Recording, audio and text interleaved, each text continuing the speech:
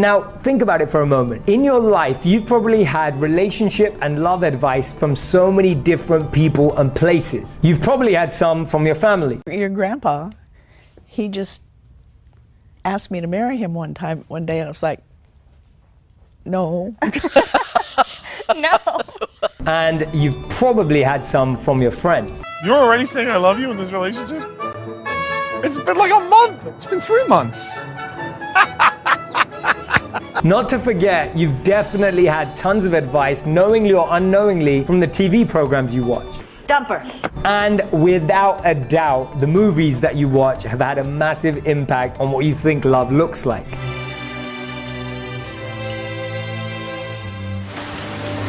Still isn't over. And last but not least, the songs that you listen to. Every year, new movies, songs, TV programs are all released about finding love. You've got dating shows, reality TV, and every week you have a new app that's promising you it will help you find the one. You've got apps that help you find vegan people, non-vegan people, people who love cars, people who love traveling, and then even Cuddler. It connects you with people who are just looking to, you guessed it, cuddle. Bristler matches people with beards with those who want to stroke them.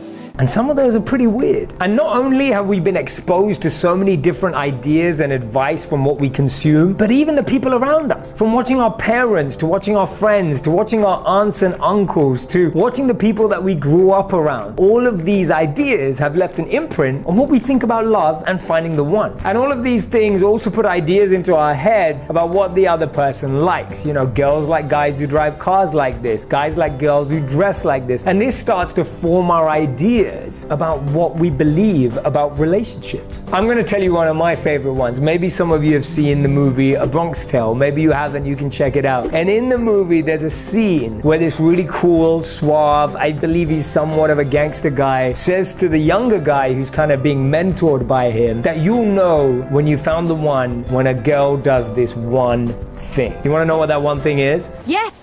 He says that the ideal girl is a girl that when you take her to your car, you open the door, you let her in, she sits down, and while you're walking around the back to get to the driver's seat, she'll lean over and open your door for you. If she doesn't do that, she's out, right? She's not the one. So it's crazy to believe that there's so many different stories, so many different examples of advice being given to us all across our lives. What I'm going to do today is give you my top 10 ways of knowing when you've found the one. Are you ready? Here we go. Number 1, they'll support and mutually respect your dreams. Now, that doesn't mean that they're going to do your dreams for you. It doesn't mean that they're always going to be there cheering you on, but it means that they respect your priority about your dreams. They value what you're chasing. They believe in it as much as you do, and they want to see you get there. They're not trying to hold you back. They're not trying to stop you from getting there. They're not trying to restrict you and trap you in any way. They want to see you grow genuinely. Follow your dreams. Number 2, they'll really be present with you in the moment. I love being around people who help me forget to look at my phone. That's the kind of person that you want to be with. Someone who's not distracted by their phone, by their messages, by their friends, by anything else. When they're with you, they're with you. If they keep forgetting what you're saying, chances are they're not the one. Are you even listening to me?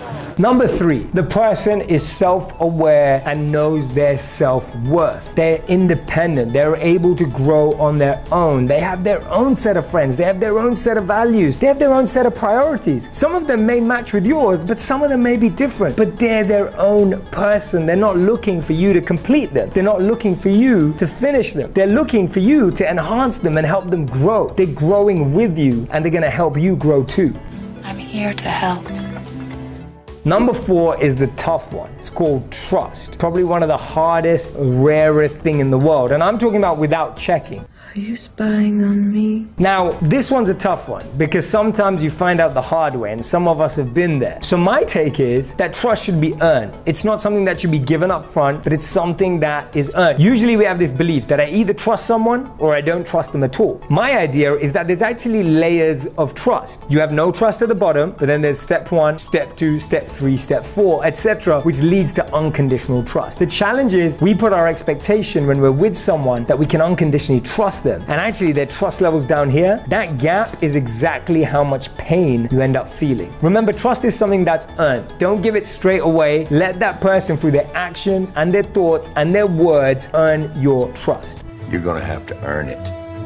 Number 5, you don't always need someone or something else to keep the chemistry, keep the entertainment, and make things fresh. When you feel like you always need an external form of thrill or excitement to keep everything special between you two, it's a sign that you may not actually be connecting with each other, but connecting with that other thing. Want to sit and watch some more TV?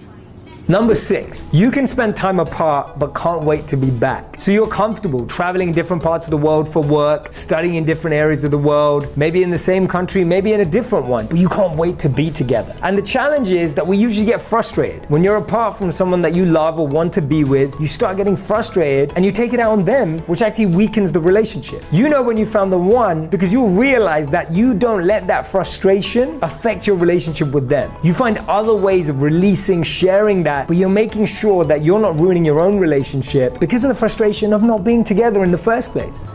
I don't want to fight with you. Number 7, you can disagree.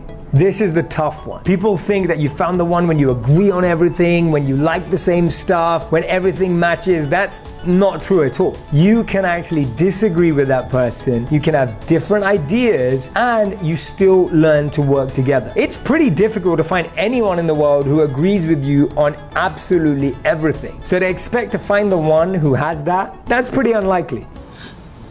I disagree. Number 8, you don't have to like each other's friends. I think there's so much pressure to be liked by the other person's friends, for them to like your friends, for your friends to like them. Chances are that you're putting in way too many tick boxes that are going to be quite difficult to manage. Now, if your friends think that they're totally crazy or they think your friends are crazy, definitely take a look at that. She's very picky, dude. But the truth is that it's important that you guys get along. Even if they're friends with a whole different circle of people and you're friends with a whole different circle of people, that doesn't mean you can't be great together. We are great together. We are a great team. Number 9, you can be your real self. Not your LinkedIn profile, not your Facebook profile, not your Instagram profile, not your Twitter profile. You can let go of all those identities and just be yourself. Who are you? Really? And finally, number 10, you argue not to get one up on each other, not to beat the other person, not to defeat the other person, but so that you can come to a healthy conclusion together. It's more of a discussion rather than an argument or a debate, because it's not about who's right, but it's about making sure that you come to the right conclusion together. We're gonna figure this out.